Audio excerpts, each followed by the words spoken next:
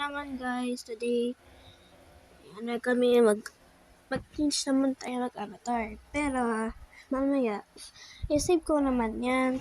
Tapos balik ko na naman yan. So syempre naman bili ko naman yan sa marketplace. So guys, i-check ko namin muna. So guys, ito yung kita ko naman dito sa mga ito. So yung mga gusto ko ay ito, pero meron na akong ganito kasi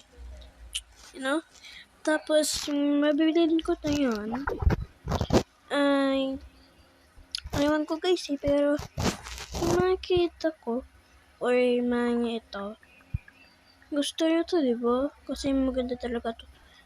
Bili ko na lang yan to, tapos i-change ko yung avatar ko.